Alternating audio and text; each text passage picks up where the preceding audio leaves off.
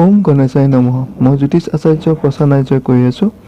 আজি মই বাস্তু টিপছত ক'ব গৈ আছোঁ উত্তৰমুখী ভৱন, অৰ্থাৎ আমাৰ যদি বনোৱা ঘৰটো যদি উত্তৰমুখত হয় তেনেহ'লে উত্তৰমুখত যদি হয় বাথৰুম হওক, কুঁৱা হওক, মন্দিৰ হওক বা বাৰাণ্ডাখন হওক বা পাকঘৰটো হওক, কোন দিশে সাজিলে যথেষ্ট ভাল প্ৰভাৱ পৰিব সেই বিষয়ে মই ক'ব গৈ আছোঁ। গতিকে ভিডিঅ'টো শেষলৈকে চাওক, লাইক, ছাবস্ক্ৰাইব এণ্ড শ্বেয়াৰ কৰক যাতে অন্যজনক ভিডিঅ'টো চাই উপকৃত হ'ব পাৰে।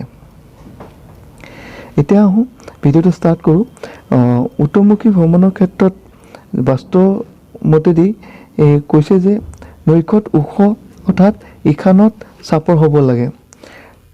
ছাতৰ ঢালো এনেদৰে কৰিব যে পানী বৈ যোৱা ইখন ফালে পূব বা উত্তৰ ফালে কৰিব লাগে।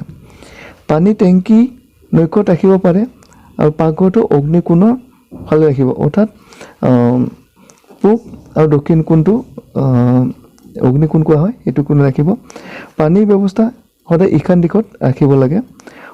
পূব তথা উত্তৰ পৰ্যাপ্ত খালী এৰাটো যথেষ্ট ভাল হয়।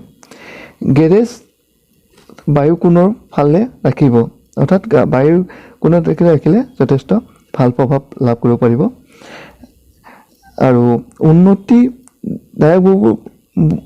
উন্নতিৰ ক্ষেত্ৰত যথেষ্ট ভাল হ'ব যদিহে বায়ু কোণৰ ফালে গেৰেজ ৰাখে।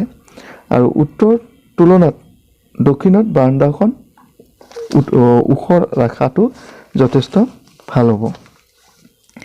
এতিয়া আহোঁ কিছুমান বস্তু যে পূব আৰু উত্তৰ কোণৰ ফালে বাৰাণ্ডা ৰাখিলে যথেষ্ট ভাল হ'ব।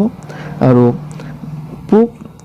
পশ্চিমৰ পৰা পূবৰ ফালে, অৰ্থাৎ এনেকুৱা ধৰণৰ হ'ব, পূবৰ অপজিট চাইড পশ্চিমৰ ফালে যদি চিৰি ৰাখে তেতিয়া যথেষ্ট ভাল হ'ব।